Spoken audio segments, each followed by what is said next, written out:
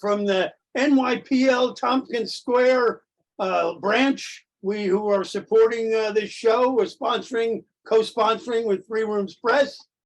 This is our America's Dada Salon, and we are here today on Thursday, October 27th, to bring you our final NYPL Dada virtual salon. So here's our book, minted on 16. So here, I'll show you the one without the markers. So here's a real one. They don't have those page markers and post-it notes. You don't get one with post-it notes. And we do have a link, and you can get a copy of this great, fine journal with 240 artists and writers from 40 different countries and all 7 continents, correct? Yes, that is incredible. 7 continents, that includes Antarctica. We have several contributors from or who are living in Antarctica. And we're very excited that everybody's here and everybody is going to be participating in our 4th Dada Salon of the month of October. Every Thursday. Every Thursday of October. This is our 4th consecutive Thursday with the NYPL. Yes, and we're so grateful to Aliona. Let's bring her up here. Hey, Aliona, speak to us about the library. Right. Hi, good evening. Aliona from the Tompkins Square Library. Let me admit one person. Okay, so thank you all for coming. We have been working with Kat and Peter for almost 3 years. We started during pandemic, and it was a true pleasure to work with them. Only positive emotions, only a lot of fun. Last year in September, I had the honor to meet them in person, and they are even better in person than online. So guys, thank you very much for your loyalty, for the shows you're putting on every time, and I hope we will keep doing this. So have fun, everyone, and I get muted. All right. So we thank you so much for all you've done. Thank you, Aliona. We're going to go ahead and start the show here. And what we'll do is we will start with, we're going to tell you a little bit, first of all, about our costumes. Oh, yes. You know, we are Dada fans. So right. You can see our fans. They are on and they are blowing. They're blowing in the wind. Ribbons. The answer is blowing in the wind, and it's blowing through our fan in the wind. Right. And these fans tie in with our theme this issue of Net Zero. So Net Zero, what these fans accomplish is, you know, they can at least take off a little of the warming, you know, if you're nearby them. But that's, you know, they still take batteries. So I guess, you know, we're not at that 0 point with these fans. But what they do, which nobody else does, none of the corporations, none of the EPAs, none of the, you know, the protectorates, nobody is getting us to the place of net zero. So at least these might knock off some of the pundits and politicians' loud voices, and they repel the hot air that comes out without anything happening. They're hot air that does nothing. That's why we're here and as Dada fans to boot. And then we'll go fly in our private jets. Right, yeah. We got our private jet, and we'll be visiting you all soon. So how about a little bit about the cover? Oh, the cover art. Yes, we have cover art by Chuck Connolly. Very, very great artist. He's been painting since probably the 70s, but he was pretty popular in the late 80s here in New York. He hit his stride. If you're familiar with his work, you're lucky. Throughout the years, he's been, you know, just at the top of his game lately. He was played by Nick Nolte in the Martin Scorsese life lessons in the New York Stories movie. That was based on Chuck Connolly at the time, and it's not representative of who he is as a painter or a person. But this is representative of his work now. He posted it. I was looking for a cover. We were going through, we were trying to decide what cover we were going to use. And all of a sudden I saw this, and I wrote him immediately, and because he's been a contributor in the past. and he wrote me back and he said, I knew you would use this for the cover. So, I mean, I think he almost created it for us, and we're very fortunate and very thankful to Chuck for painting this deflating Earth, excuse me. Deflating Earth. Deflating Earth, and we are deflating very quickly with our theme, Net Zero. So we at least stay together with art and writing and creativity. We stick together and try to open some eyes. There you go. Make And people more aware. one more little thing, Maintenance 16, along with our other ones, is available at online and in bookstores by request, and also at many libraries.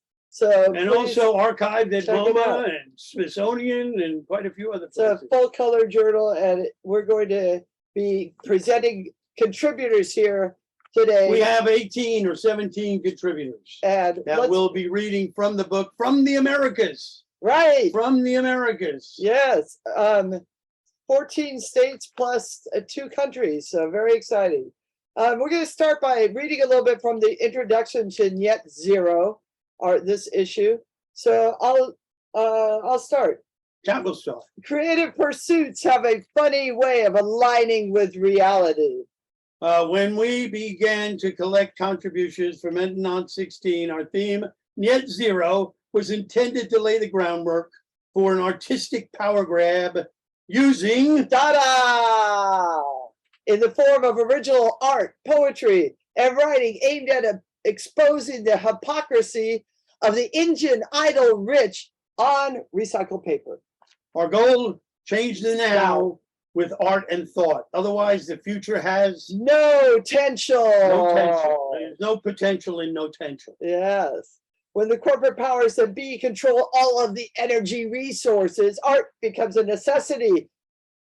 Or Tristan Zara put it in his Dada manifesto, backwards, life, inconsistencies, grotesques, contradictions, all of and opposites of interlacing and colors, tense of roaring a Dada, Dada, Dada, Dada. All right, that's from our introduction. And I am pleased to welcome our first contributor of the night who will be performing. It is Liz Axelrod. From the state of? From the state New Mexico. Mexico. If you're reading along at home, her work is on page 131. Yay! Yay. Take it away, Liz. Okay, so I'm going to read my poem from Dada, and then I have another Dada poem that I have never read live, but it fits in with Net Zero, hopefully beautifully. So here we go. This one's called No One Here Gets Out Alive. And before I read it, I do want to say thank you to Peter and Kat.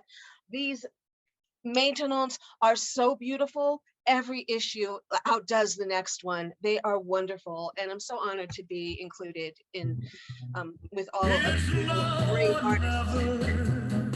Okay, so no one here gets out alive. I've got a Frida Kahlo art box with green sequin skeletons guarding dead things on my desk. Want to pray to the fluids in the skulls? Not sure what to ask for. I don't belong here, and spell check is killing me. Why am I so scared? Why am I stuck pondering the fall of Rome and the end of HBO? Final season? I could have slept with Jon Snow. I could have slept with Jim Morrison. I smoked pot at Père Lachaise, grave sitting on Mr. Mojo Rising. I am that LA woman getting old and riding on the subway on my iPhone. Inspiration comes in spurts. I want to start a spurt in me. Really, it's been too long. I'm well worn and the sky is not quite falling. Is Chicken Little in on this joke? Fake is real and facts alternative. So how do I teach plagiarism now? Where is my savior? Alexander ate the blade. Rome killed Egypt's libraries. When I die, will my words be homogenized by the ghosts of Steve Jobs and Mark Zuckerberg?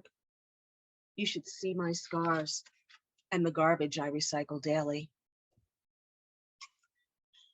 This next one is called Fallen. And yeah, it's called Fallen. I'm vain and powerful. My acid tears wreak havoc on your highways. I could whisper happy thoughts into your ears, but I am more in line with devastation. While I sit with my knees wrapped up in my chest and my tears etching lines about the mountainside, I'll try to find a place for us to martyr some forgiveness.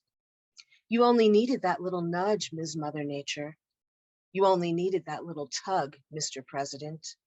Even your beautiful wife was seduced by a sweet orange dangle in her ear. She took less time to fall than the Haiti earthquake in January. It was cold. I couldn't help myself. I dreamed of earth and ash and craved the smell of rotting meat. Iceland is so beautiful. The fields of glazing white and green. Those pretty tall blonde people needed a reminder they're not the top of the food chain. So in March, while you were cleaning red crosses out of that desolated island paradise, I went north and opened the volcano. Oh, the smoke was beautiful. 300,000 whispers of dead surprise as they rose out of the earth, filling up some way station to the cosmos. Twinkling little stars and swirling envy laced with fire left me desiring more rising. More poor souls must meet my needs. Pakistan is way too dry. I sent some floods. They need water. It's too hot. They fight too much. 14 million people lost their homes. I opened the tides and ripped up mud to cover huts and fields filled with tripping wires, chemicals, and acid poison, tore those limbs deliciously. Alaska has that glasses-wearing vacant model politician babble babe. She needs to fall on her shotgun and take her ugly children with her. I whispered in her ear, was unable to affect her tiny brain cells. So instead, I called the walruses. I melted ice and let them flounder. Few have seen so many rolling calls for mercy, flapping, searching, lacking blubber for the blather. I moved on down to the cleft of earth that sits so precariously on the ledge, decided not to bother with the quake and set the ground on fire instead. Humans smell so lovely when they burn. I understand the need for meat and barbecues. But the greatest intoxication is the fear that comes from whispering in ears that want to do no good. My belly swells with pride as I watch the men pick and fight and choose their clubs, choose who to give the gun and knife and push off the platforms. As a tailor sews the final buttons on the shroud of human kindness, I smile at my endeavors. Watch as tiny heads on boxes scream for justice, scream for mercy. Mercy's not my business, but lately I've become tired of this mass of human blindness. A bee's been spinning in my ear and honey must be rationed. Lately, I've been taking much less pleasure in the work of torture and destruction. I whispered in a boy's ear, pumping blood, and watched his smooth muscled chest rise and fall while I had my way with his sweat and gristle. Little did I know he'd take those pistols and wander to the schoolyard. I thought his sweet release would work a chasm open in the valley of the strange and vacant dolls who need an uppance, and his beauty would rain blood on those who need it. But he ended himself with those innocents. And now I'm feeling a little sad for all of this. It was my fault. I know. I opened lust with my fingers, and my sensational breath blew these winds into existence. So now I'm feeling slightly hollow in the light of all this consequence. My destructive paths are hard to pace, and I fail with no comeuppance. Thank you. Excellent, New Mexico. Thank you. you. That was a strong piece, both of them. And I noticed you have some Halloween cats behind you too. Yes, I do.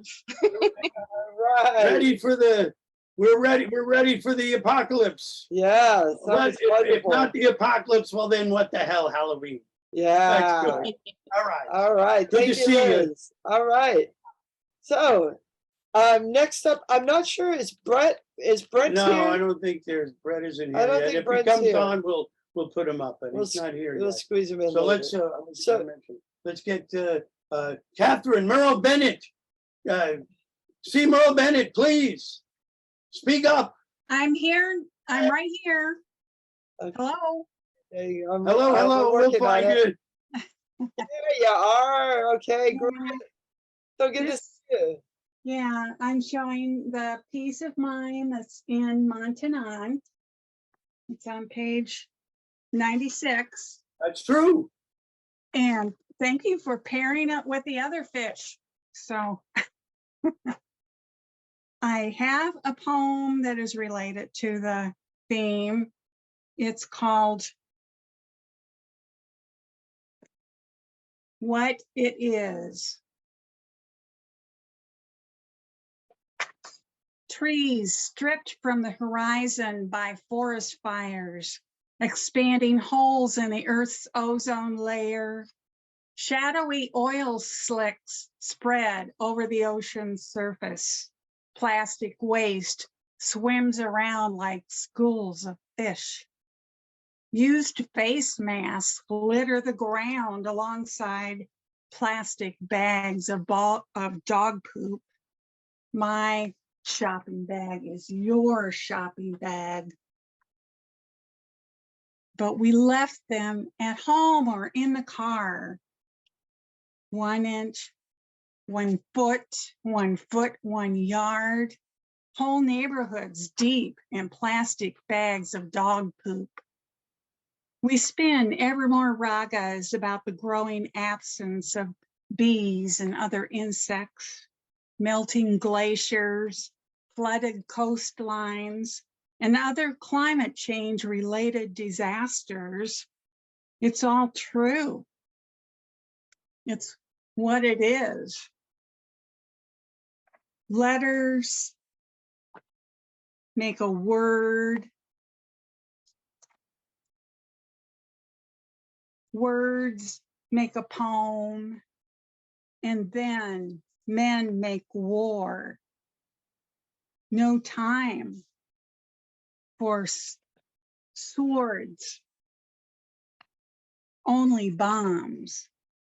No time for words as Russian warriors hold sway. Oops, a strike ignites Ukraine's nuclear power plant. Fucked up is what it is.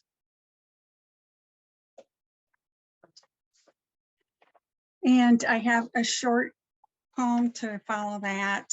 It's called Ozone Layer. Ozone, ozone, ozone.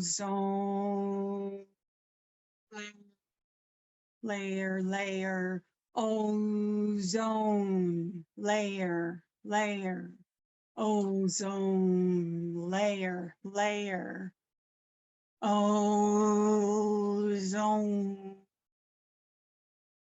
layer, layer, ozone, layer. Feel free to add to the ozone layer. Ozone.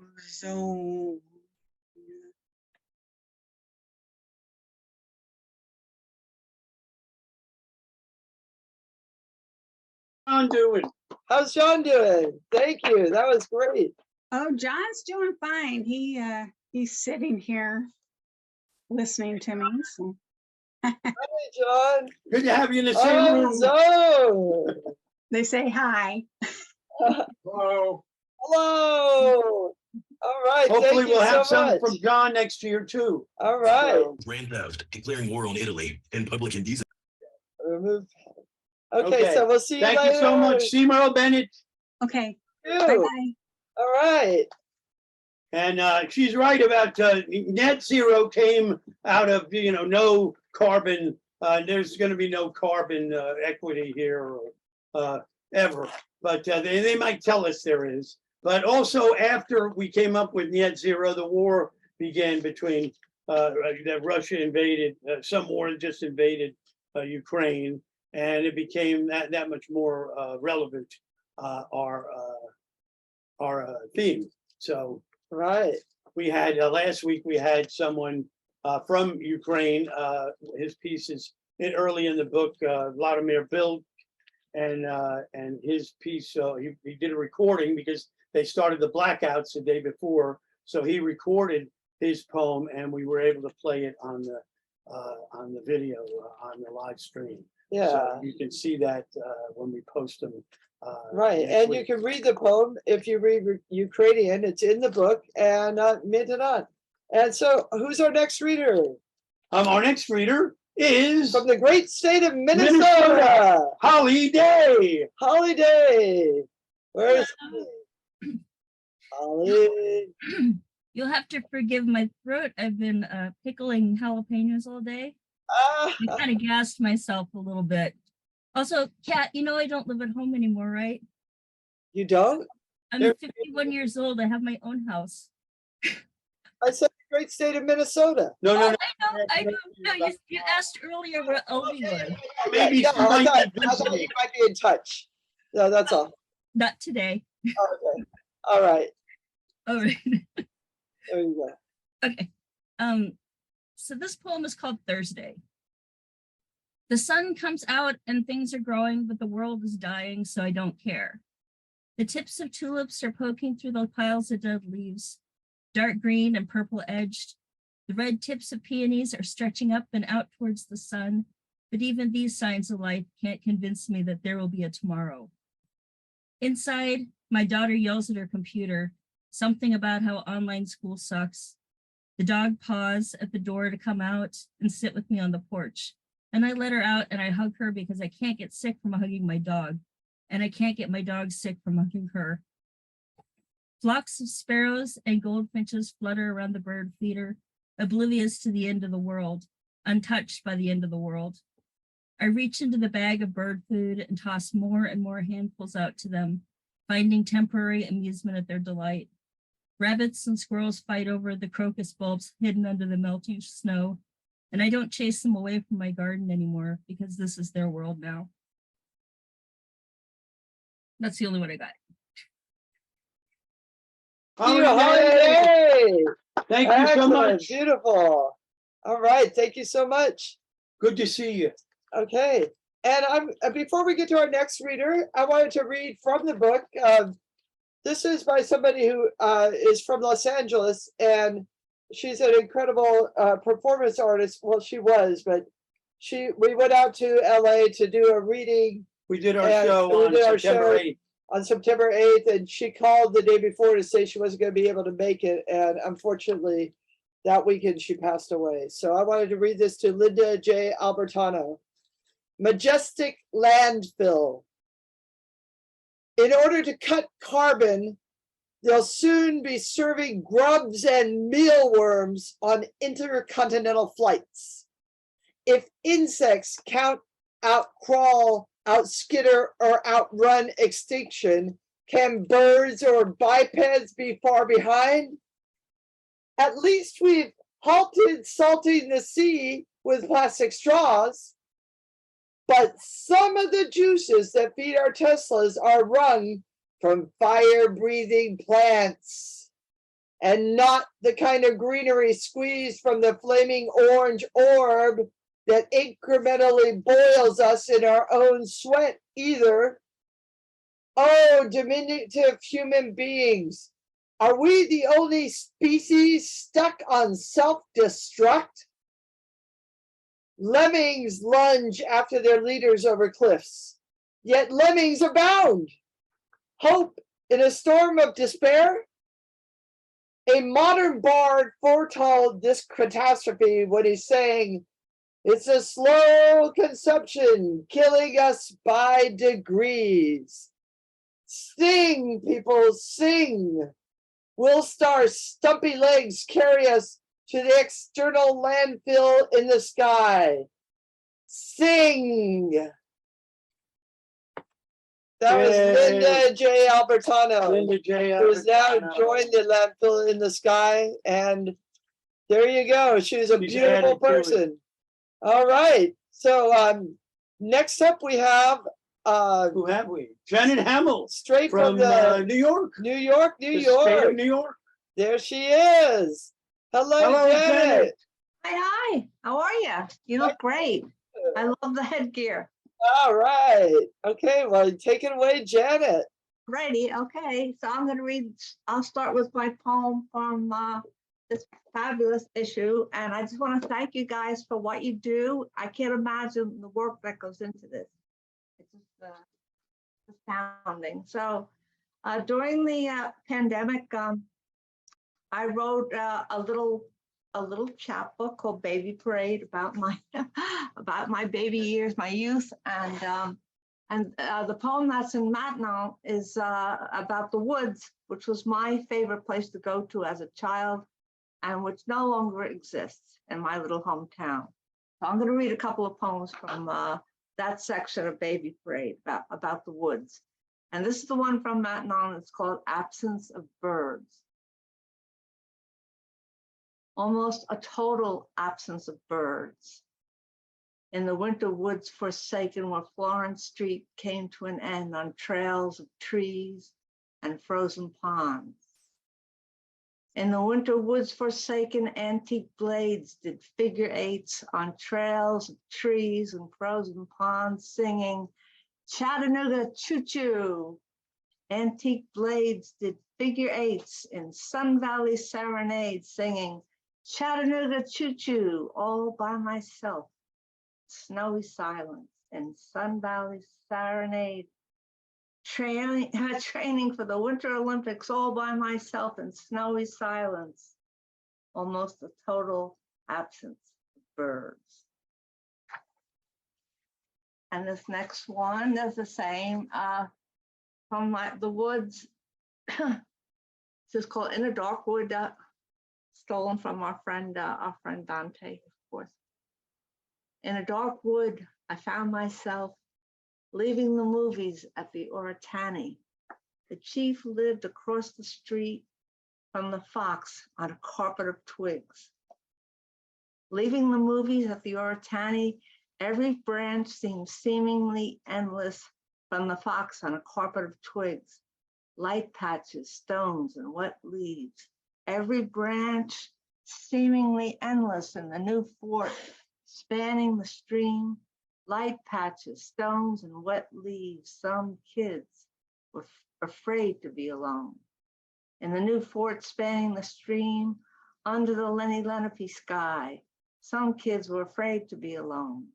In a dark wood, I found myself. I'll read one last poem, and this is not about lost nature, but just a part of life that I can never go back to, which was life in New York when I was young. Not Hudson Valley existence. Okay, it's called the Hudson's White Medusa Moon, and this is in this wonderful new anthology edited by George Wallace, which you guys are both in this one. Okay, and it begins with a quote from Apollinaire. And now look at the window opening. Of its own accord, it opens. As the air rises in volume on the roof of their street, her weightless red roses sail westward, the river. On his back, his long blue sleeves float the way the window opens. As the air gets louder on the roof of their street, champagne heads lifting limbs in somersaults. On his back, his long blue sleeves float the way the windows open. Summer comes, a cove of starfish dipping fingers and flutes. Champagne heads lifting limbs in somersaults. Every kiss, an amber-eyed pigeon. Every cab, a Gershwin song. Summer comes, a cove of starfish dipping fingers and flutes. High behind the Hudson's white Medusa moon, a red anemone. Every kiss an amber-eyed pigeon, every cab a Gershwin song, sailboat bells sound a simple offering of silk on sheets. High behind the Hudson's white Medusa moon, a red anemone.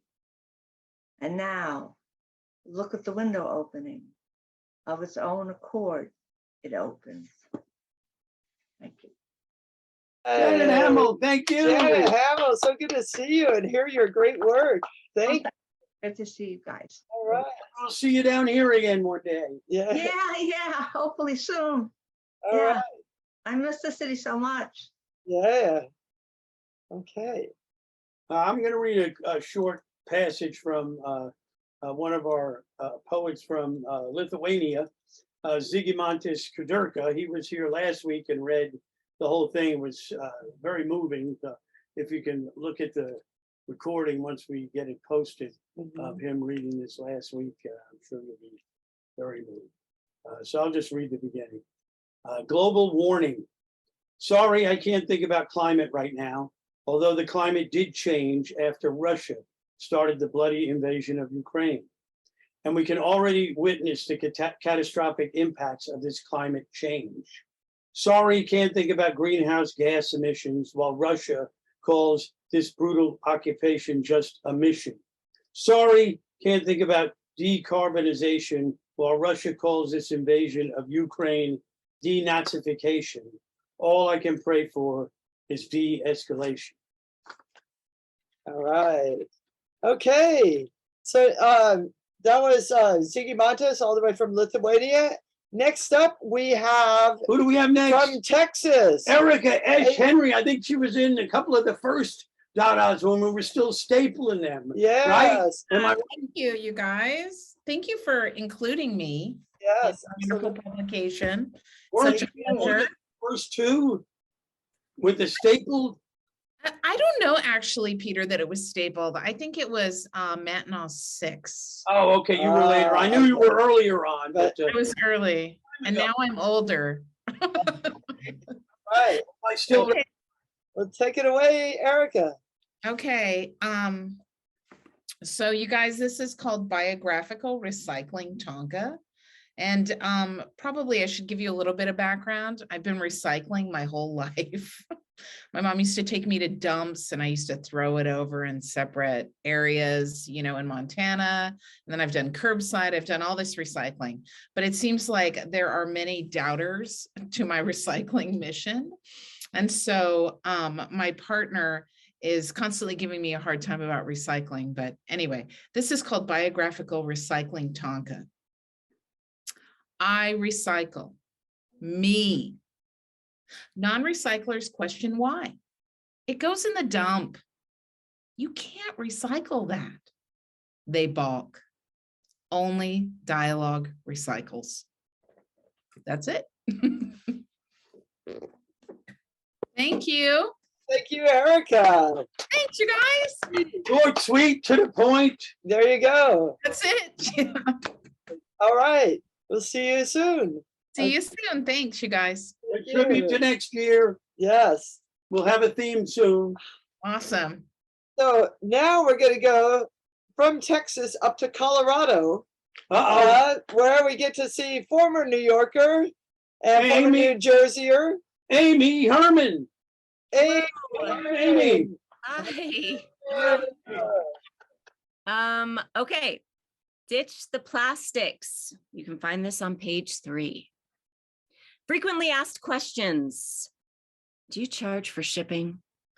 Unidentified caller from the planet NPR explains that tiny red and blue synthetic fibers, which can cause rashes to those unused to comfort, can backbend out of pockets too quickly to keep track of.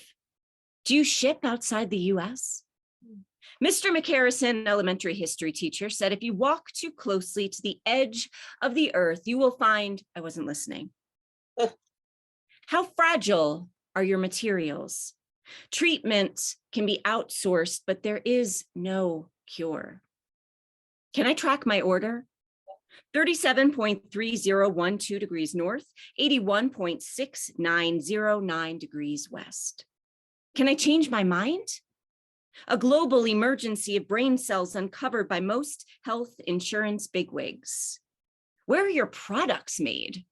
My mother told me she refuses to share her recipes.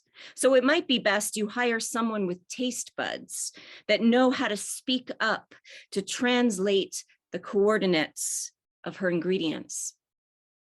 Can I apply for a discount? Take off all of your clothes. Mhm. What if I'm not satisfied? There's a pill for that. Can I speak to a human? Richard Brodigan once said, it's so nice to wake up in the morning all alone. And also, if you sew 1,000 glossolalia's heartbeats together, you will forget what you were hoping for. Thank you. Yay, Amy, very nice. That was wonderful. So good to see you. So good to see you. All right. Yay. So next up we have, were you gonna read this? I just was gonna, I've done this every week and maybe after the next person will talk about maintenance a little. But I just want to read the last piece of Richard Modiano. I've done it every show. And well, actually he did it in the first show out in Beyond Baroque. But just the last line of his piece called Burn It Down, Burn It Up.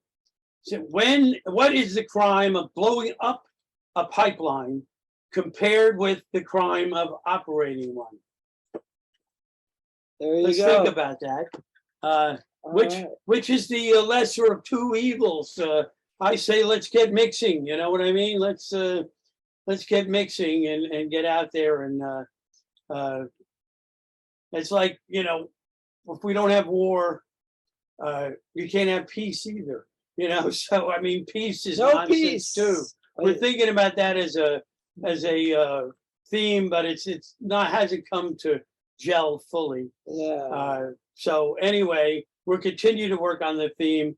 I had something today. The trend is near, but we're not crazy about that either. Cat doesn't like it, and the TR would be Right. small, Right. and the end is near, but the trend is near, and that's Right. more important than the end to everybody now. This trending is more important than the end that we're facing.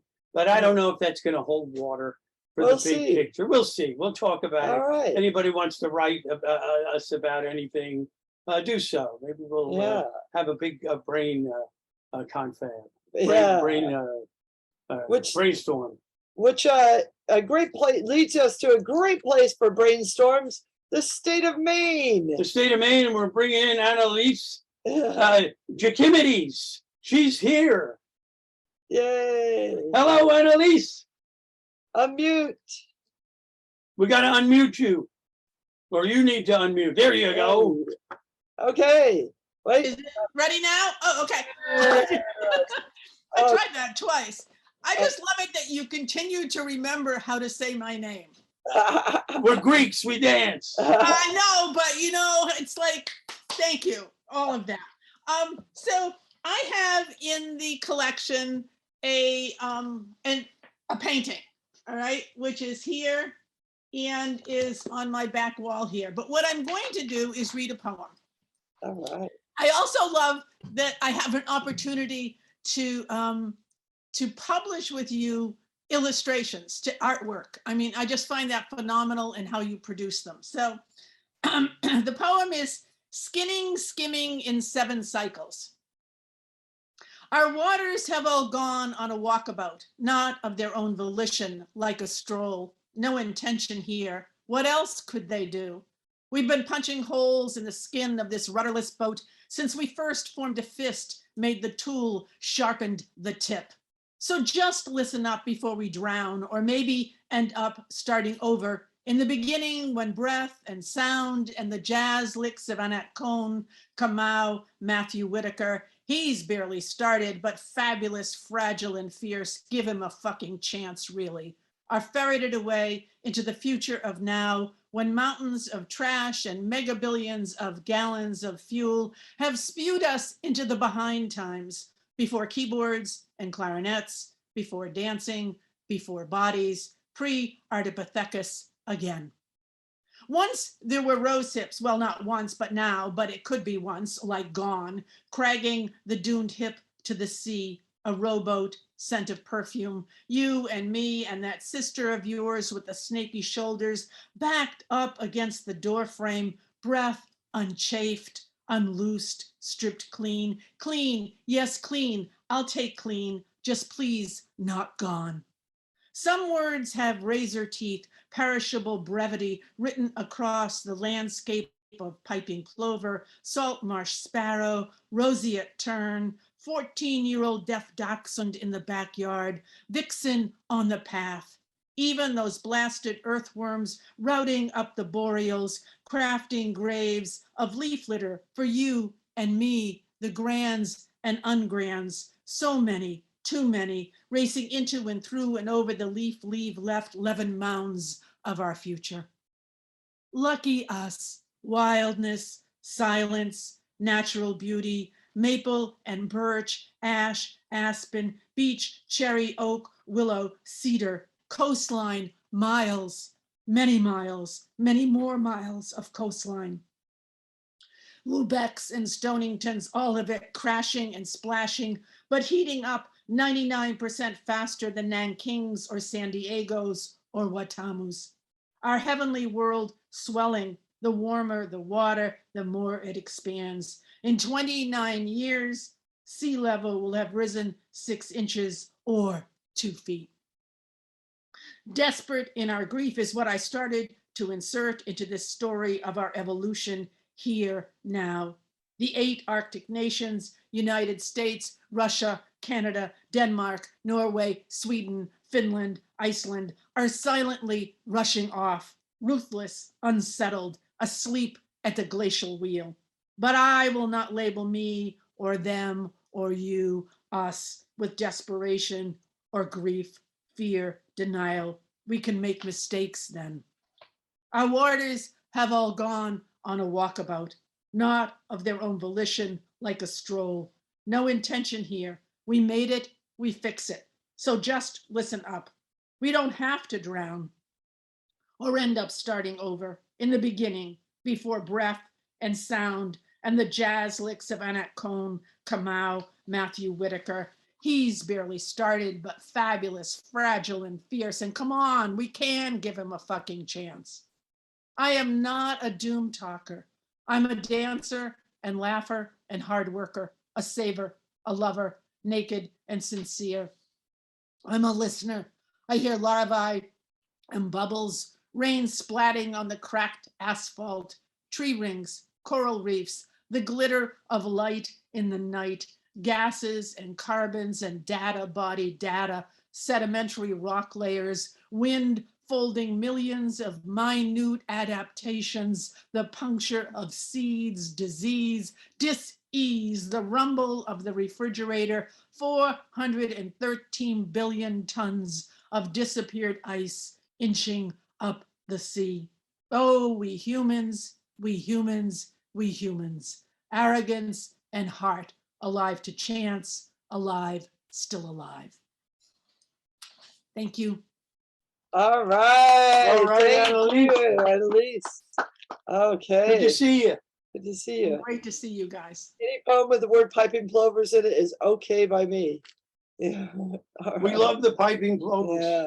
Well, all right. So next up, please welcome. We're very, very honored to have our next participant. Please welcome From the Commonwealth of Massachusetts. Fred Marchand. Hello, Fred. So good to see you, Fred. So good to be here. Thank you. Thank you for maintenant. Thank you for all of the imagination that goes into it and all the imagination, that energy, the imaginative energies gathered here tonight. I love the magazine, and every time I love looking at the work the artwork next to the poems. You know, they are always in such terrific dialogue. And my poem is on page 29, and it's called Applesauce. And the black and white work next to it would seem to have no applesauce next to it or in it, but it sure is the feeling of applesauce, that sort of almost formless dimension to it. And also I was thinking yesterday I was noodling around, I said, I wonder if there are any Dada apples in the tradition. And there aren't. Of course, there's the surreal apple of Magritte, right? and the big apples like that. But I stumbled on the most extraordinary accidental Dada applesauce in the 1940s in Camden, New Jersey. There was a food distributor that made.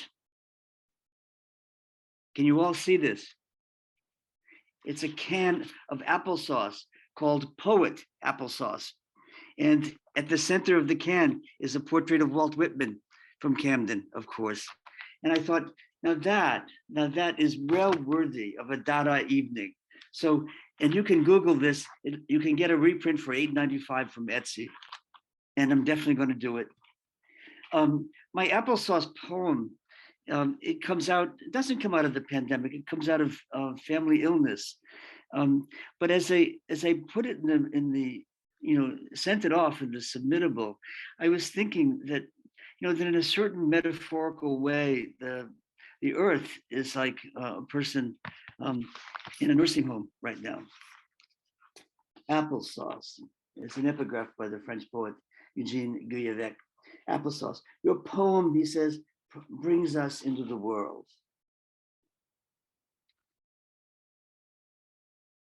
Mine says, leave me alone.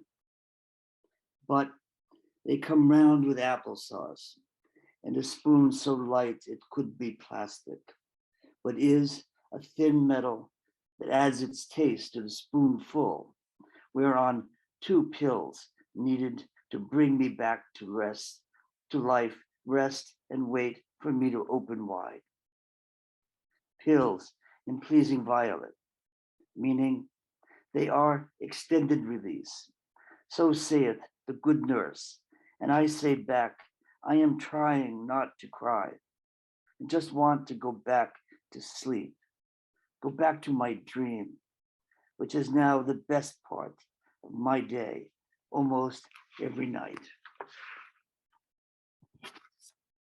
And in the spirit of fruit, or the fruit of the trees, I'm going to read a poem from my book, Said Not Said. This poem is called Olive Harvest. And it's actually olive harvest time right now in the Mediterranean. Olive harvest. It's true, the tree has the scent of the sea. With the silver leaves, their slender fingers, the thick, infinitely twined trunk, some riddle in the roots that lets it drink from the stones. Even the place where a limb has broken or has been lopped off, the shoot that springs back to life, stumps that burn for an hour upon hour, a scattered discard twig you press to your lips, and the fruit that hangs from young branches and old, a green reddening to black, this fruit ripened on enough bloodshed and hardened human behavior to make you think it will turn away in disgust. Year after suffering year comes back, as if to say, here, and here, and here. Thank you. Beautiful, thanks. Thank you. So beautiful. That And was the wonderful. applesauce, the earth in a nursing home, yeah. And I want the poet, the can of applesauce with Walt Whitman on it. Very, That's a good find. it's probably still good with the preservatives. in Yeah, it, right. You can open it up and eat it right now. Right. All right. So we'll, just for a second, we'll take a quick interlude into Maintenant and why number 16 and how did we get to 16 and a little bit of background to our journal. It's a journal of contemporary Dada writing and art. Of course, we're not pure Dadaist. Dada was stemmed from, grew out of World War One. I always say the same figure, 40,000 corpses a day pile up in front of you. You got to just throw in the towel and say what we've done up to now is wrong, or what we've done up to now has to change. And so they became an anti-art movement.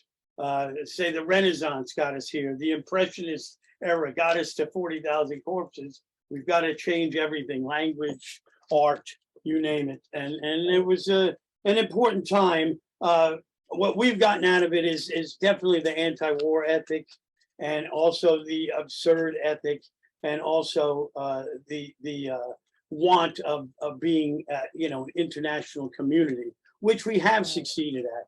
The Yeah. original Dadaists were kind of in war, warring factions. But that's But okay. Tristan Zara always wanted to have an international journal, a collection of Dadaists from all over the world. And we've been doing it for the past 15 years. You may wonder, why is it 15 years when this is meant to Number 16. Well, our muse is Arthur Cravan, and he was a precursor to Dadaism. In 1913, he published by himself the very first Mentonade, and he would, just pull it around with him in a wheelbarrow, push it around the wheelbarrow and sell it wherever he could, racetracks, alleys, anywhere. He was a big man, 6'5", very, heavy.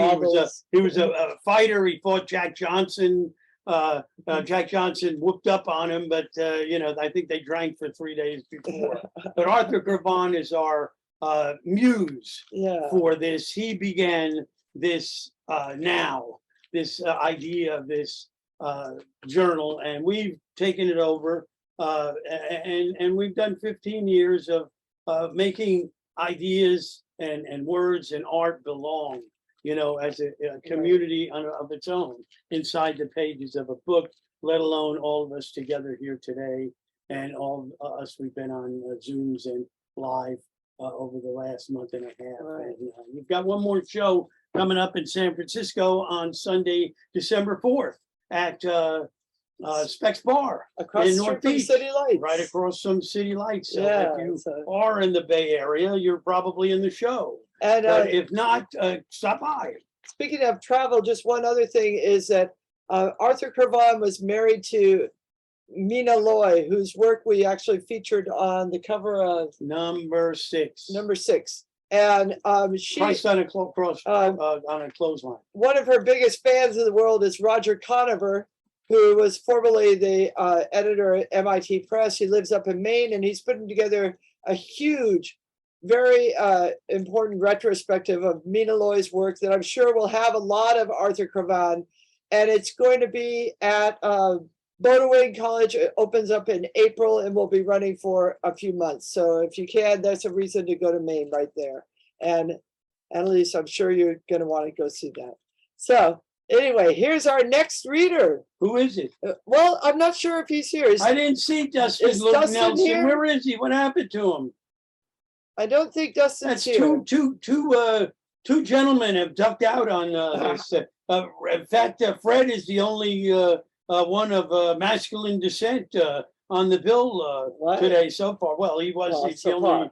Yeah, All right. so far. All right. So Dustin from Minnesota didn't make it, huh? So now we have Anna O'Meara from Right. Indiana, and she has a special guest reader with her. Anna, where are you? Hi, we live in Seattle now. You can just expect us to be in a new place every year. Sorry for being confusing. So first things first, we're representing a group of people. Anthony Cox and Patrick Forsyth have also written with our group. And I have Ronak here because he inspires a lot of my poems. I consider them, things that I write out of my actual life. So I feel like he's as much an author as I am. First of all, just explaining the poem a little bit. You might think when we read it, what does this have to do with Nyet Zero? And for me, I wrote it at a time when I felt very powerless, and I was seeking, some sort of power through self-mythologizing, for example. They say when you stare into the abyss, it stares back at you. And in that abyss, I found things that I thought made me feel stronger, and imagining how Ronak acts when he's strong was one of the inspirations. So that's why I want to have him at least read this first one. Yep. It's called I Am Apocryphal. Oh, thank you. Thank you, everyone. And I'm so sorry, I do have cough, so my throat is might sound a little. So, okay, let's start with this. My name is Gabriel, and I expect the fear. I want you to write in my fingers. I want your vision in my head. I want you to remind me of who I am. I want to become me. I want you to be like a biblical angel with all of the terror and all of the eyes. It's your strength that makes me quiver. Solid, but you still buckle. I know. You shine when you need to, eclipsed by bureaucracy, stealing the words that were unsaid and keeping them. You are enveloped by a library of fantasies, eternally excited by the very same love you have always held inside of you. Your love doesn't change. It's part of you. You say it's for me, but I love your love because it's yours. The living have the home field advantage. Do the dead want that? Sometimes, but the living don't even know what ghosts are inside of them. Yeah. And now I'm gonna read Tony's poem, or do you want to read Tony's poem? Tony's, yeah. Oh, okay. So Anthony Cox in Chicago responded to my poem, and then Patrick responded to his. I'm sorry if we go a little over 3 minutes. I'll try not to. Between this and the next nothing, my fear has become something else. I like these still moments with you when I'm afraid of what you're going to say. And there's something about love, about being close to someone that's like a dare. I love when I can smell my own self-destruction on people. I can even hold that thought in my head and know that it's happening. We fucked up a bit. We just keep taking care of each other. The universe is made up of these little barbells. Everything is constructed from a separation, so you can never know the one. You only see every word fail in time, and the shadow of that becomes the suggestion of the one, like a patch of sunlight on the wall. What do you call it? A shadow? Everything I know about God, I learned from Magic Eye books. You stare into nothingness and static until you cross your eyes and this image pops out, but only in your head, constructed of the phase shifts between meaningless pixels of data. So they tell you hell is distance from God and this world is everything distanced from everything else. But I'm telling you, fear distanced from itself is God. In the beginning was the word, but the logic just begets itself. And that's where the logic breaks and that God pops up like a dolphin out of the static. David Bohm said, "A love supreme is a melody reiterated in every key, God's indexed file of everything that exists or can exist. The universe is just a hologram where everything collapses into a single point, a single time. So time and space are just these images that exist in your head. An extension is the illusion." It's either one or the other, probably. Okay, so Patrick Forsyth. Thank you for contributing to Maintenant for the first time, Patrick. It's always lovely working with you. He says, if you're reading this, you're too close. I grew up a bit all at once when I finally grasped, or rather let go of, the concept of justice, or rather its total impossibility. If you're reading this, you're too close. Such an equilibrium would require the unjust undone, not the cheapo atonements we settle in with our daily lives and criminal justice system. Criminal. Maybe it feels good enough. Maybe you can get over it when somebody hurts your feelings or mutilates your body. Maybe you lash back and inflicted the same and tucked yourself into bed, petting your temple, saying, "Shh, baby, justice was served. Justice exists. Shh, shh, shh." Don't you know that for every action, there's an equal and inverse? Who gives a fucking shit? What my heart craves is unaction, undoing, sci-fi paradox shit. The same as everyone else deep down. Please, dear God, let me never have to know that I exist. I promise I'll keep calling you dear and check in every now and then if you do.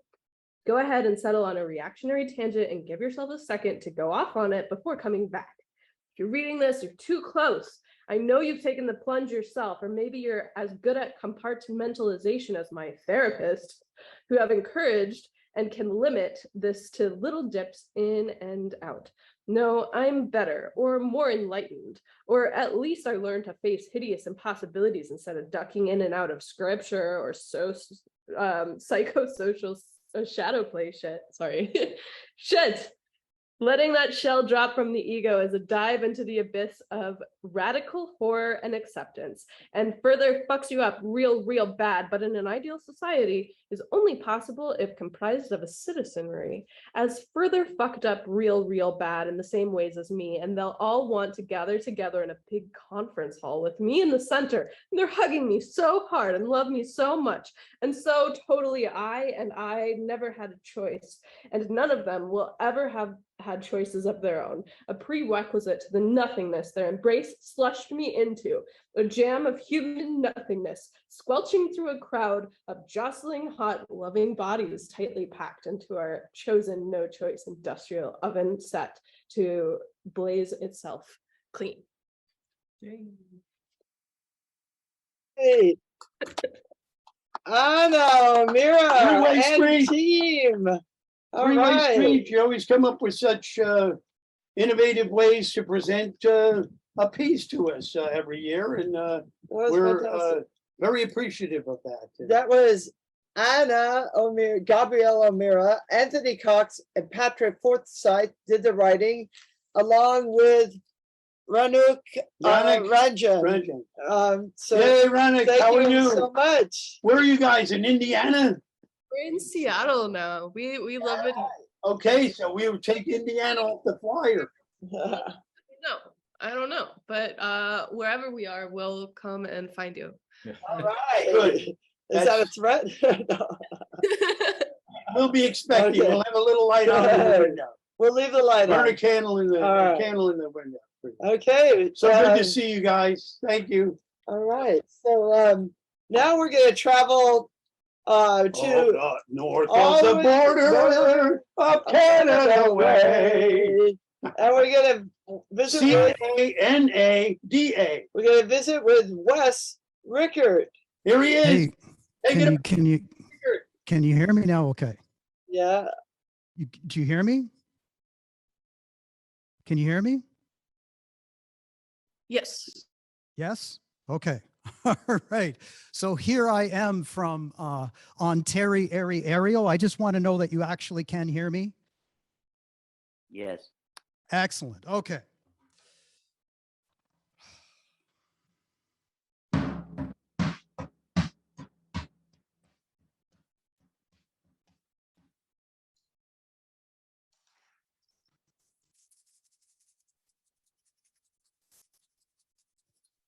Ooh, odd la la la la la lage.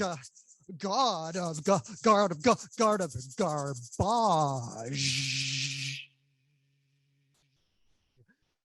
Bathers by today's river, swimming sweet industrial odor de toilet, petrochemical stink, blue, perfect political perfume, strum 7 strings gently, earplugs for zebra finches,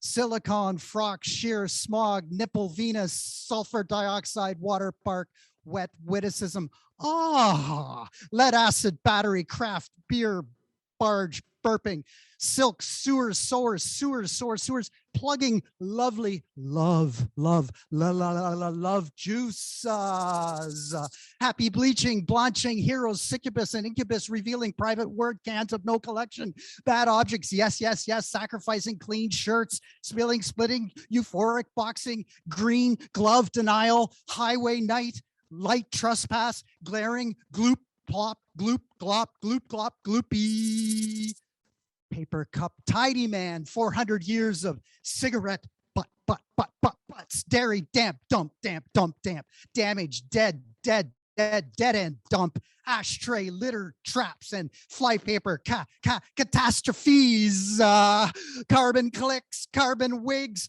carbon wax lips, concrete, Chernobyl, clubhouse, real estate, deep water horizon, hip hop,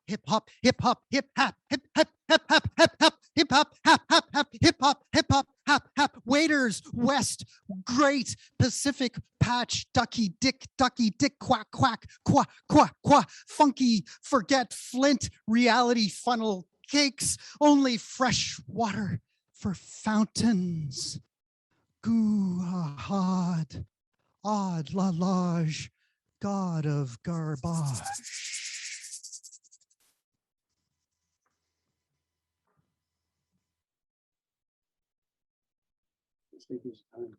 Thank you, Wes. Did you have one more?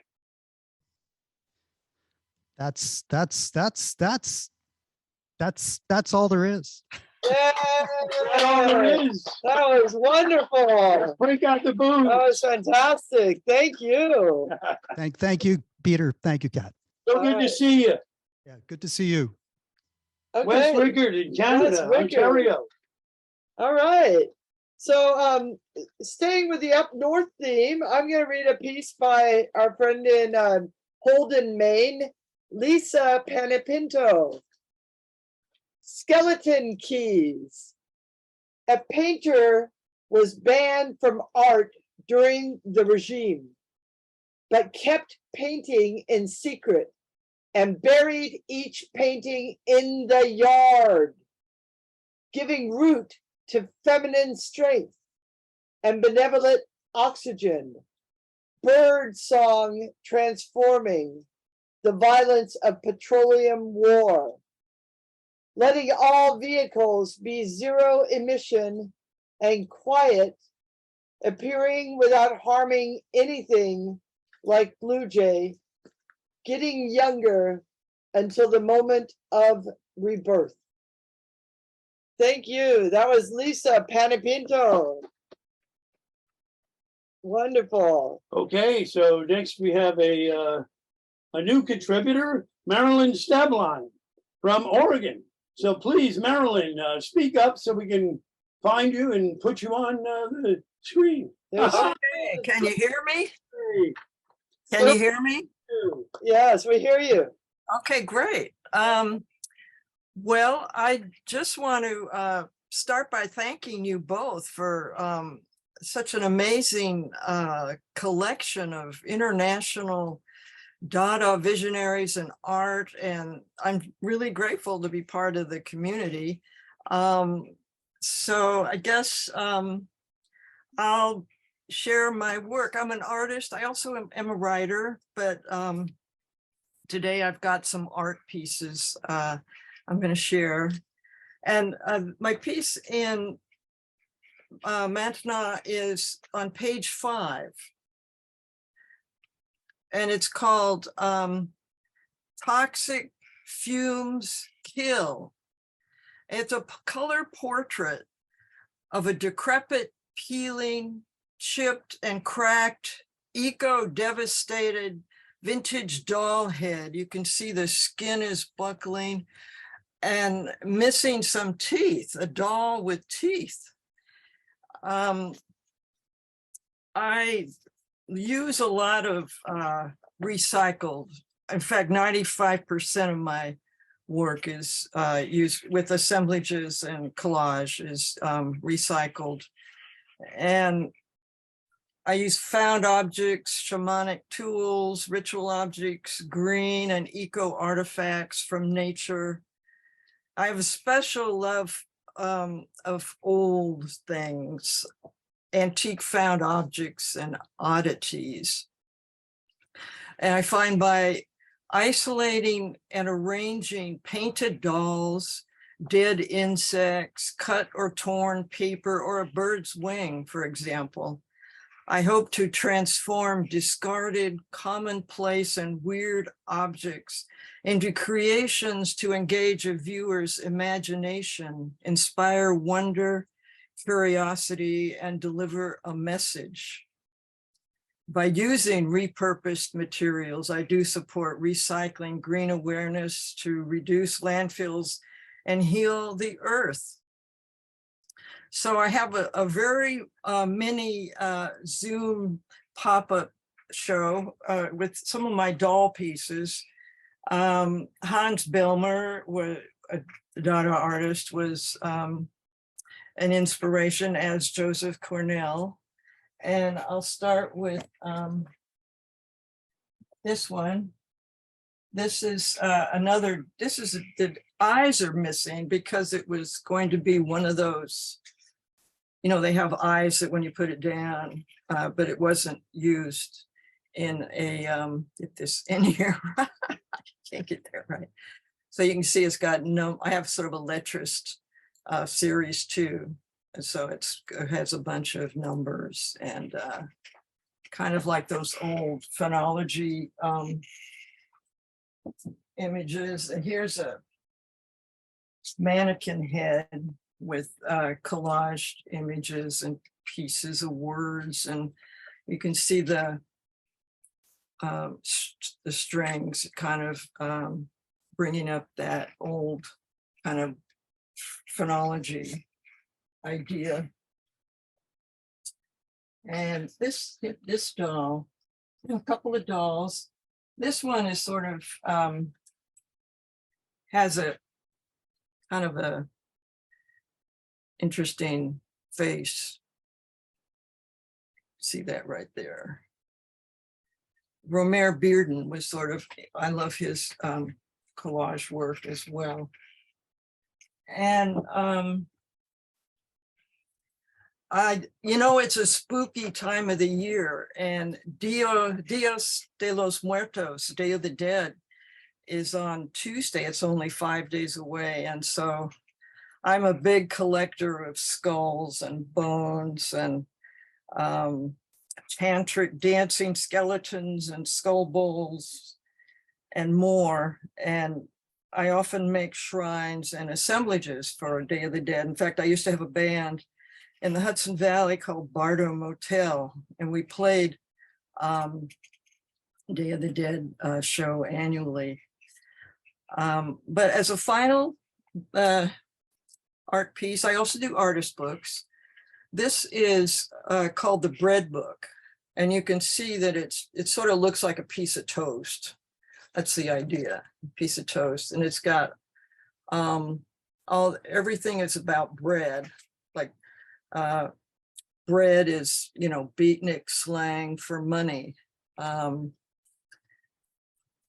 Let's see, is another one. You know, butter, different bread line. Get this straight there. And so I want to read, show you this is for the Day of the Dead. It's often they have sweetbreads, sweetened bread. So it's serve the dead sweetened bread, but not sweetbreads. And you can see the skeletons are playing the music. And this is actually one of the breads of Day of the Dead. And so anyway, I just wanted to wish everyone a happy Halloween season. And thank you once again for this wonderful event, publication, and community. Thank you. Thank you, Marilyn. Thank It's so you, good to meet Marilyn. you. So good to And meet it's you. an To honor see your to work. publish your work. All right. Thank you. So the honor is twofold. Thank you. Yes. All right. Good to meet Good to meet you. Okay, we're going to move on to our next reader. And it's our first typo on, we've got Oklahoma, but he's in Texas, I think. Round So Rock, Texas. W.K. Stratton, please come on down. I'm here. I'm here. He's there. We got to find you, but Got me? I'm here. I'm here. Where? Do you hear me? We can I hear can hear you. you. We can hear you. We're And we working missed on you it. the first time around. Oh, wait. You got me? Here we are. Okay, we got it. We got me? Okay. Hey, all right. All right. Right? Well, Are go you? ahead. Which are you in, Texas or Oklahoma? I'm in Texas, Right. except when I'm in Oklahoma. Okay, good Good. answer. So, Good Dada answer. Take it away. and right now I'm in Austin. So here we go. And by the way, I'm really glad you explained about the fans and the ribbons. When I first tuned in, I really thought your heads were on fire. And they may well be, but this now I know. Okay. I had the experience of working in corporate America for a long time, primarily in high tech, and I used to lead groups that did translations of user documents and computer interfaces and that sort of thing from English into various languages. And I used to have a bunch of Germans who worked for me. And one day in a coffee room, they explained, some German women told me about the rape of Berlin in 1945, which was something I really didn't know about. And so that then made me kind of registered in my mind. And then later, when this horrific absurdity began in Eastern Europe that we're still experiencing, and I heard the term vacuum bomb being used, I thought, well, this is certainly net zero material, and somehow this relates to what these German women were talking about. So I wrote this poem, Vacuum Bomb. Rainless along Brushy Creek in the birthing hour, and I am stricken by jealousy and migraine. I write as Ukraine totters beneath tank steel and vacuum bomb. German women told me the story of Soviet rape in Berlin in 1945. Thousands of mothers and grandmothers and children laid bare in bombed out buildings as other allies arrived. It made few newspapers and books until many years later. Nazis getting what Nazis deserved must have been the rationale. My head throbs. I will not think about last night's missing hours. My sorrows are of my own making. I file them with past year's taxes and step out into the rigid morning. We have work to do. So that's, kind of that kind of stuff going on in the world. And I've been thinking about, well, what do we do? We have work to do. So what do we do? And that brings me to my latest book, Last Red Dirt Embrace, which is the final volume of a quintet of books of related poems called the Dreaming Sam Peckinpah Quintet. And for me, what I do is I go to Oklahoma, to southwestern Oklahoma, and join up with my Comanche family. And we go in a teepee all night and do rituals that have been done for at least 3,000 years in Texas, and eat peyote and sing songs and play drums. So these last two stanzas from this book, which is actually a 100-page poem, sort of deal with that and the sweat lodge. Next night, I return to same clearing. Buffalo hides and green willow displace teepee glow. Fire pit of oak, Cache Creek granite cantaloupe, Milky Way clear overhead. I enter sweat lodge with 7 young Comanche, 1 young Kiowa. Bowmaker leads us. He directs igneous placement. Heat overwhelms yet comforts. I douse myself with spring water from buffalo horn, holy rite. I hear prayers and songs from young native men in Red Rock radiance. Everything ends, begins here. Dawn blessing of cedar smoke and sage wisps surrounded by rattlesnake shade. We are freed. I'm sweat cleansed as I make Sky Island climb. Light triumphs on flat Medicine Mound summit. White moon death behind. Turquoise berth ahead. Circle of horizon. Wichita Mountains showcased to the northeast, 100 miles away, yet here. Ghost and bones of Quanah and Geronimo, welded to this and every rock. I know this reckoning. I squat, scoop dirt and roots, and face the wind. Thank you. Thank you so much, W.K. Stratton. That's quite an experience there. Beautifully written Yeah, about, beautifully too. written, and I'm sure the experience is, I'd like to share that with you sometime. I'd like to Yeah. go hang out in there and 3,000 Excellent. years ago. It's an incredible thing to do. Believe it. All right. You know, So we'll talk about that. Okay. good so, to see you. Thanks for joining us. All All right, right. so Kat and I have a quick piece. These are our bubble wrap arms, and we have a piece. You know, we They're have protecting us. we have a piece in the book that is bubble wrap, Page 170 if with you're words looking. on it, and I don't know that if it's better that we read it or you experience it. I'm through the experience. If you But, have any bubble wrap at home, you can please pop feel it. free to pop it and then recycle. We were going to hand it out to the real shows, but live shows, but we just couldn't waste that much. Each word is written within one of the bubbles Right. of the bubble wrap. So here we go. Okay. Trouble wrap. Waiting here as yet unused to protect some crap you bought. While one side has you accused what the other has abused. So a battle must be fought against these bubbles of refuse. Trouble wrap. It's a digital collage in Maginot 16. That's like Jingle Bell. Jingle Bell. Not yet. So I'm so excited now to welcome to the stage Daniel Yaryan. Come on, Daniel. Whoops. What happened? Where'd he go? I removed his pen. I meant to. There he is. Thank you, Daniel. Good to see you. Good to see you too. Sorry I'm late. You're there. You're perfectly on time. In the middle of a move, so it's a little hard to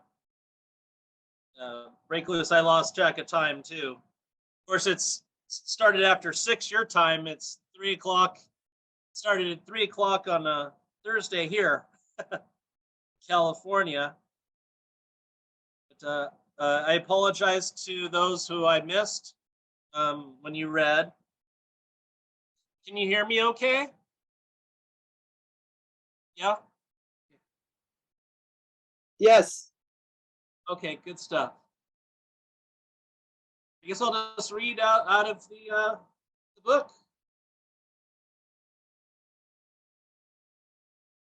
I also want to point out the artwork that accompanied my poem by the late Tracy Witt.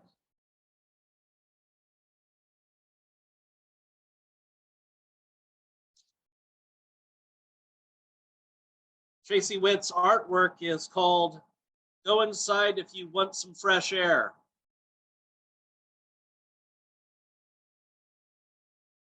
My poem, Exhausted, dedicated to oxygen.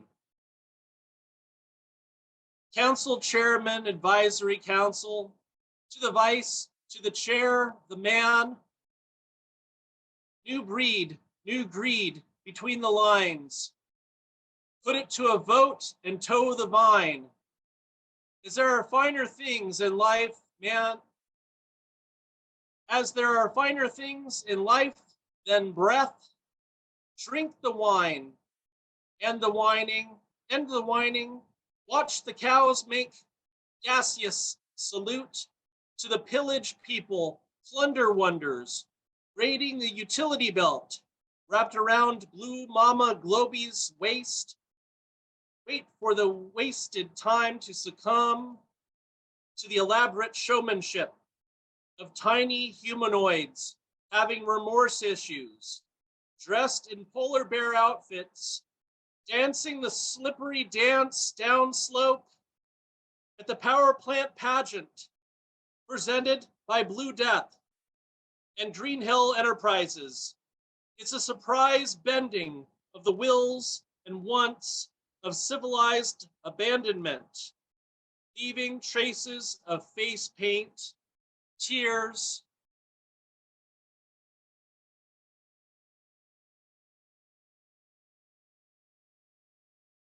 thank you. All right, Daniel, thank you for joining us through the move. Right. Do you have to take all those pictures down, or do you have you already put them up? All the artwork around me is going to be the last thing to go. Oh, I see. Okay, so it's got to come down. I got you. All right. Well, good luck with the move. And where are you moving to? I'm moving about 30 minutes away, so not far. You're not moving to another state. We'll have to change the flyer. So it's okay. All right. All right. Thank you so much for joining us. Yeah. And we'll see you again next year or sooner. Sooner. All right. All right.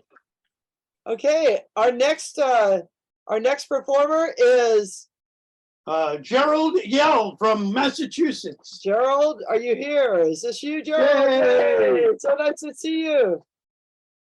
Okay, we can't hear you though. You got to turn your volume up. Can you turn your volume up? No. You're not on mute. We can't hear you.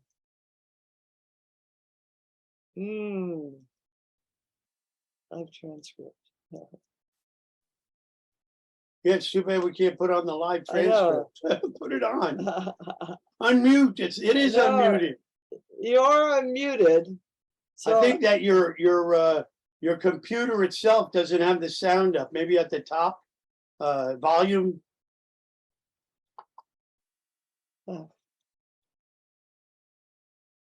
Oh no. Okay. Can we put on that? Can we put on the transcript? I don't think that it'll get it. Because it won't be heard. Yeah. It won't hear it, so it won't transcribe. Wait, we sort I thought I almost heard you. No. Okay, well. What a shame. What a shame. Let's stay on there and we'll come back to you and see if we can get you back in a minute. Okay, all right. Keep working on getting your volume. We'll come right back Look to you. for volume, after put it Karen. up if you can. Yeah. So. All right, so last but not least, because we may have Gerald back, have Gerald back. is Karen Romano Young from Connecticut, another first-time contributor to.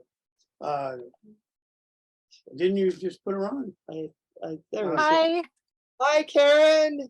Nice Hi. to see you. Hello, everyone. I am new to this community. Thank you so much for including me and for plucking my comic out of the pile and for putting it next to Cello de Barros's beautiful artwork. I like how they look together. Antarctic Log is a science comic begun when I was on the Antarctic Artist and Writers Grant in Antarctica at Palmer Station. It is now in its 230th installation, and this is number 197. It features a puppet that was created by Handspring Puppet Company. And I'm going to show it to you and try and read it at the same time. Meet little Amal. It's Arabic for hope. A 3.5 meter, 12-foot puppet walking an 8,000 kilometer, 5,000 mile trek from the border of Turkey and Syria to England to bring attention to the travails of refugees. What forces people, including so many kids, to leave home and search for safety elsewhere? Persecution, violence, war, and increasingly climate change leading to fire, flood, famine, drought. And her theme is Don't Forget About Us. Half of the world's millions of refugees are children, says Save the Children. And I'm going to go on to another comic from a new series called I Was a Kid. It's about people who work in science and who are sharing how they got into science with kids. This is Annalise Roque Gardner. I'm going to turn it around this way so I can read it. We left Cuba on August 17th on a raft. Then we had several days when we hid from the police among some Keys Islands, then set off. Close to Key West, our raft started sinking. The US Coast Guard picked us up. We were taken to a refugee camp in Guantanamo Bay with 20,000 other Cubans for 6 months. I celebrated my 7th birthday in the camp. We arrived in the United States the next February. And here's the things that she's saying in these speech bubbles, pardon me. My parents made a huge sacrifice for me. So when I graduated from Harvard, I gave them my degree. It was my way of saying thank you because they gave me life twice. Once when I was born, and again when they brought me to the United States. I went to Harvard for them. And she told me this story about asking people in the refugee camp what the best university was in the United States. And at age 7, she said, I'm going there. I went to medical school for me. I'd always wanted to be a detective, Sherlock Holmes style. Infectious disease doctors say our procedure is thinking. We look at the evidence differently. That's what I love to do. I got paired up with Peter Gergis's microbiology lab through a mentorship program at Harvard. The skills I learned there translated to my next job, an HIV lab at the National Institutes of Health. After that, I went to medical school. Doing bench science, I missed human interaction, working with people and hearing their stories. HIV is such a stigmatizing condition for many minority groups. I try to be non-judgmental as I hear about people's sex lives and drug use, all these things they might not feel comfortable telling someone else. Culturally appropriate care is a problem across medicine. Roughly 5% of physicians in the US are Hispanic. Another 5% are African American. Studies show that when providers and patients share cultural identity, the patient comes through better. It has to do with language concordance, with cultural understanding. The biggest first stepping stone for me as a kid was that I had to learn English. The biggest thing to overcome is thinking I shouldn't dream. When you're poor, when you're an immigrant, when you don't speak the language, you think your life is limited. Harvard taught me there is no limit to what I could achieve. I am proof that anything's possible. I'm constantly striving for more. Why shouldn't I continue to better myself and look for higher positions for public office? Thank you. Thank you so much. Thank you, Karen Romano Young, and we're so thankful we got Antarctica in fighting for Antarctica. And that's right. This is the Antarctic. Hello. Lucy Jane got us, in on your group, and I'm so glad you contributed. It's very thoughtful work that you have, and I'm looking forward to seeing more of it for the next issue. All right. You're talking about the Antarctic Artists and Writers Collaborative, all the people who've been to Antarctica. Right. Yeah. Right. There's a lot of us. We'll be back. Thank you. Thank you. All right, Gerald, did we figure anything out? If not, I'll read your piece. Where is he? Gerald, we're trying again. Yay? Can we hear you? No, we can't hear you. I'll just leave you up there, and I'm gonna read your piece. Okay, I hope I can do it justice. Yeah. And at least everyone can see you and hear you. You can mouth the words. Hear your words. You can mouth along with me. I'll go slowly. Okay. Lamb of Wall Street. The boss said we should get in on this unique opportunity to amass a personal fortune. A friend had told him about it. $2 is all it takes. You put in the first dollar the first day and the second dollar the second. This gets you dividend yielding certificates that pay compound interest a dozen times a minute. They get caught in this loop like an old-fashioned broken record, a process that in a week can net millions. Little known stock market anomaly. He made it sound risk-free. I put in $5 grand, all I had in the bank. I talked to him yesterday. I said, not only had this strategy not made me rich, it swallowed up the whole 5 Gs in fees and stock drops. He said he'd never suggest an investment. He'd never suggest an investment was foolproof. If I'd stuck with the $2 ante, I might have still lost, but at least I'd have lost. I'd have my 4,998. Ma wants to know why. I listened to him in the first place, but he seemed so sure we'd be millionaires. I'm bound to try again with just the $2 this time, soon as Ma lends it. Yay! Thank you, Gerald.